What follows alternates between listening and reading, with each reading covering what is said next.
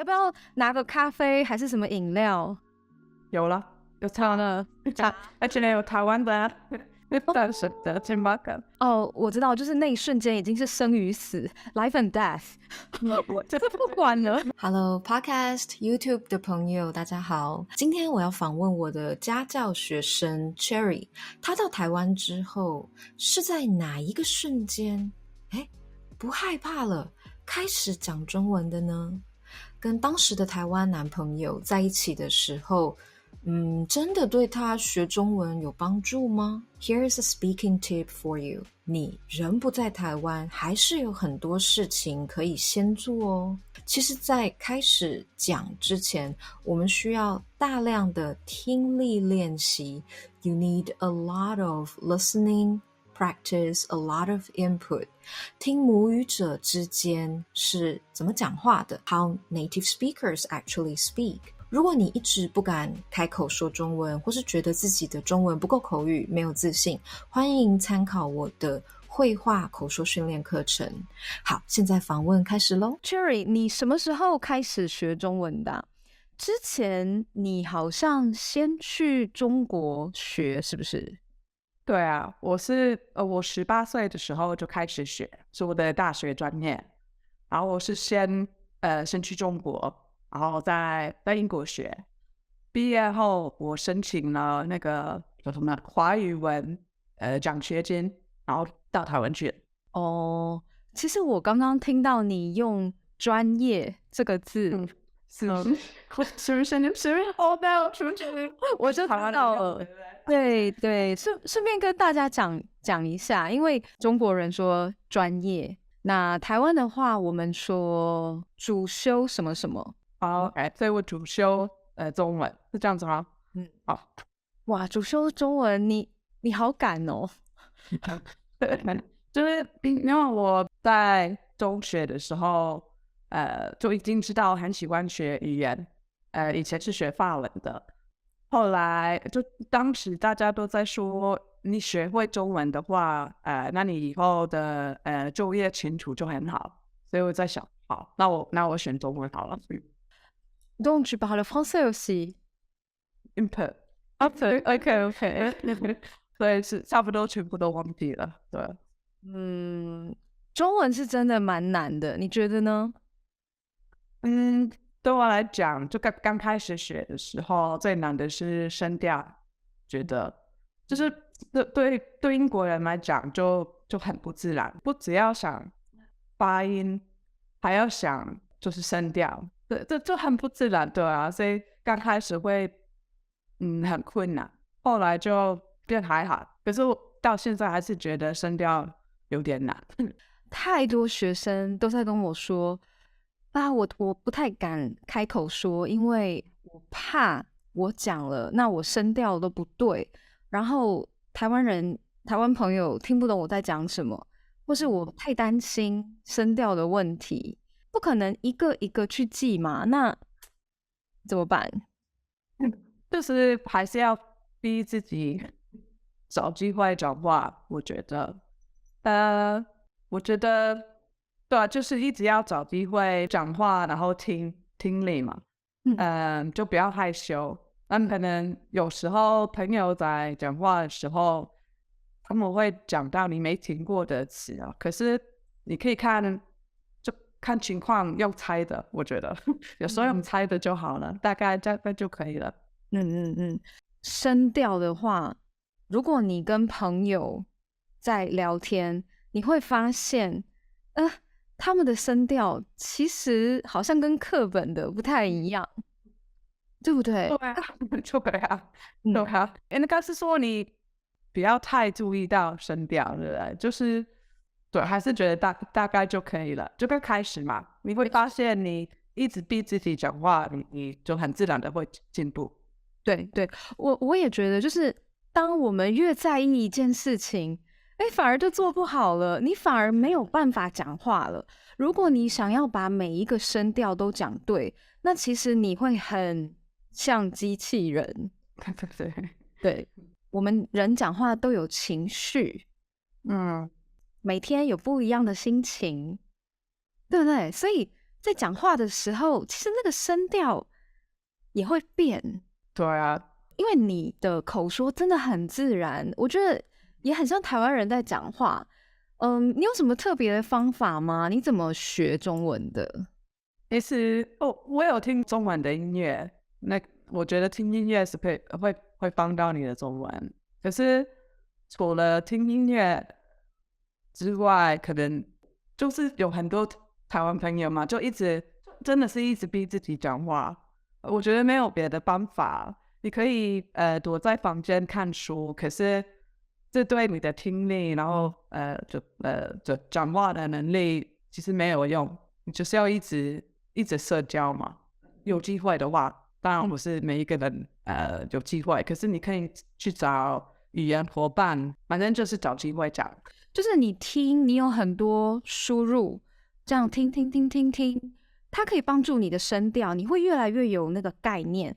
可是语言最终的目的就是还是要讲嘛，还是要沟通。我可以理解，真的有点恐怖，真的有点害怕。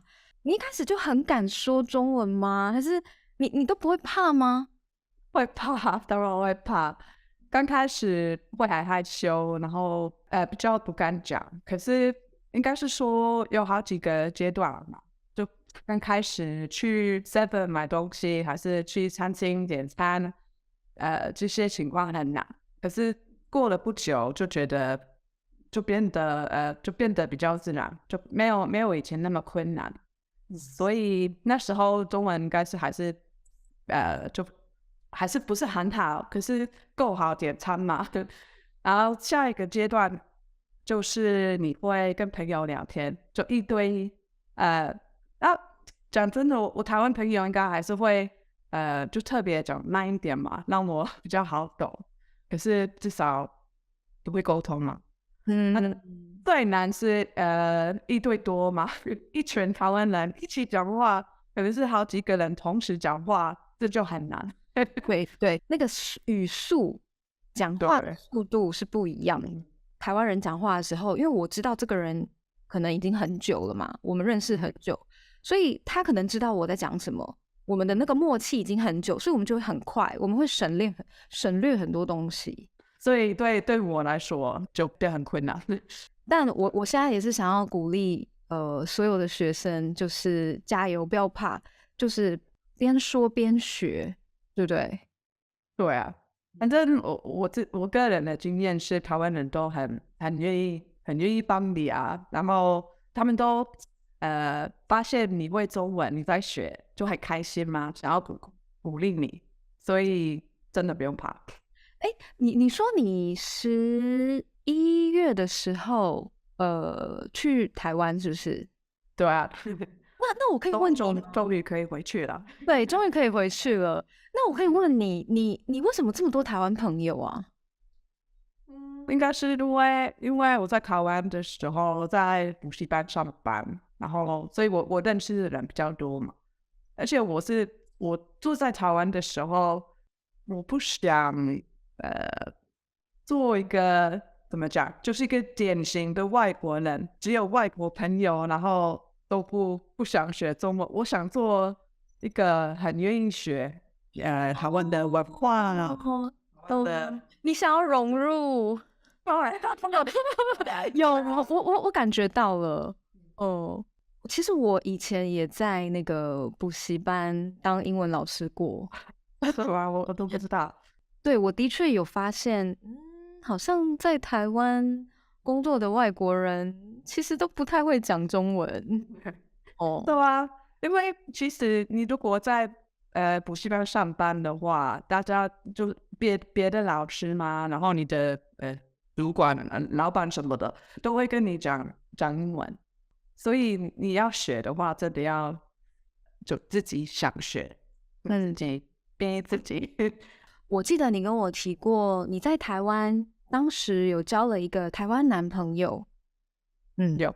那这个经验对你学中文有帮助吗？如果有的话，你觉得你是怎么跟他练习中文？是怎么样的？刚开始跟他交往，因为他会英文，所以刚开始我们比较会靠英文沟通，为什么呢？可能是我觉得他英文比较强，所以我有点怕讲错，所以对，可是后来有一天有坐他的摩托车嘛，然后好像是我这一辈子第一次坐摩托车，都不知道那个排气管有多危险。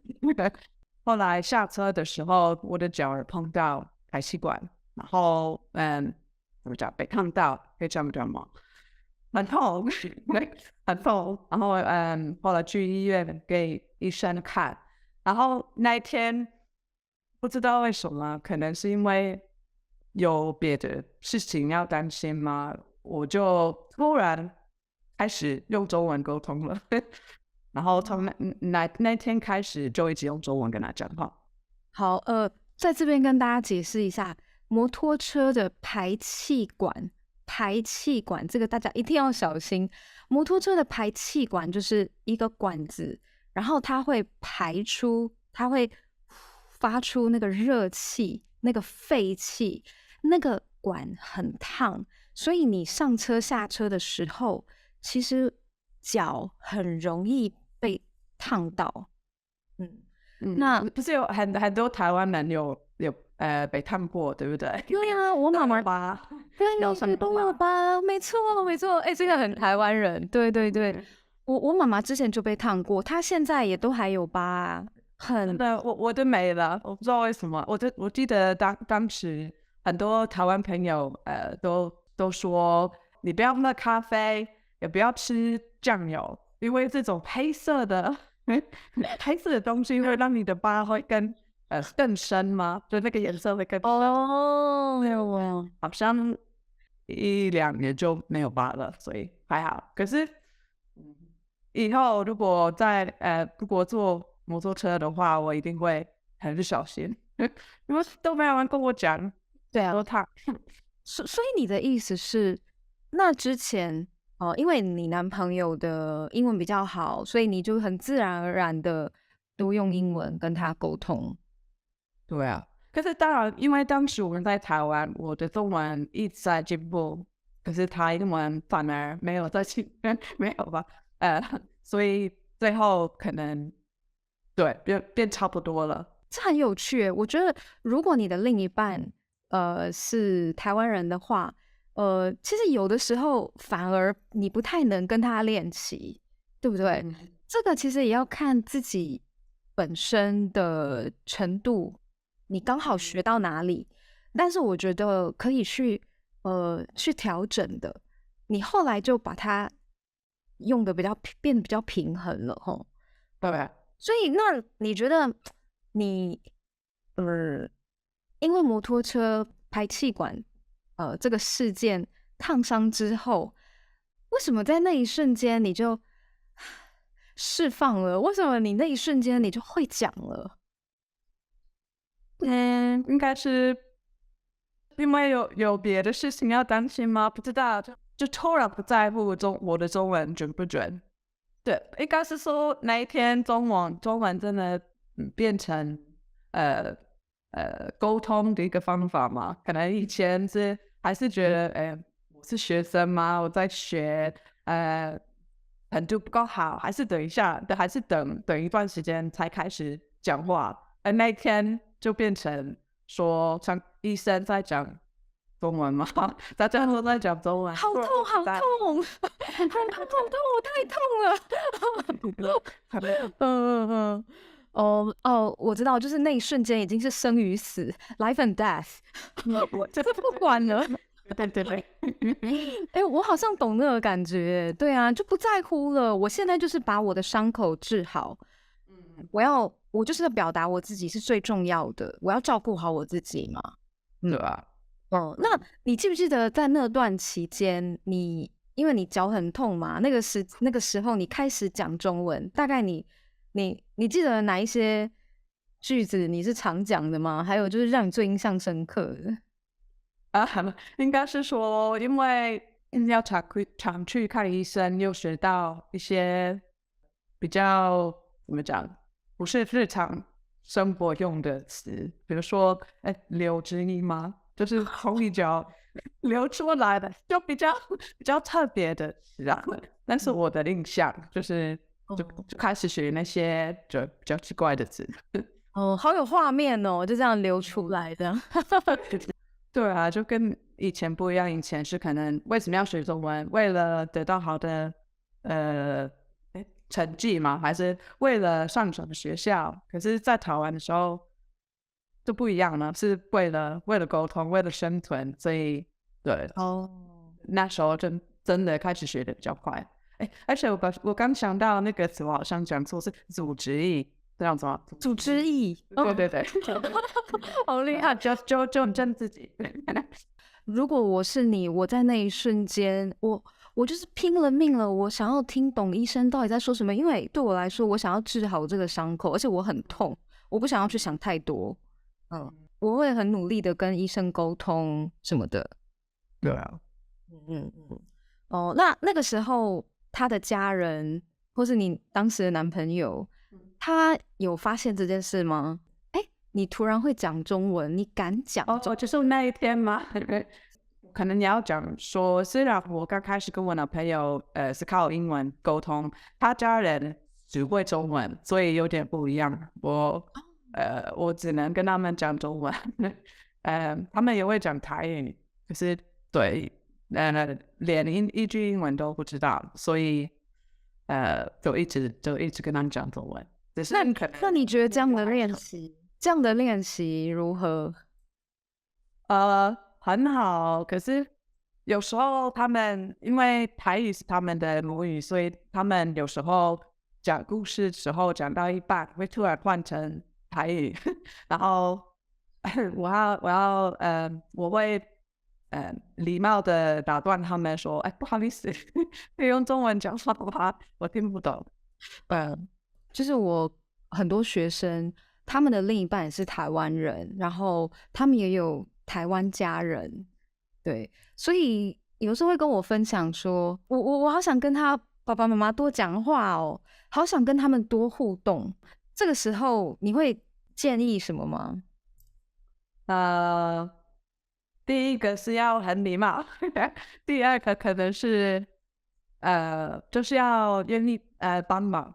就是在家里说没关系，盘子我拿，还是筷子我来放，然后就让他们觉得，虽然你是客人，你也很愿意帮忙。对，愿意帮忙，然后可能问说，快点，我要怎么说这个情况？我要怎么说？这真的是一个很好的学习机会。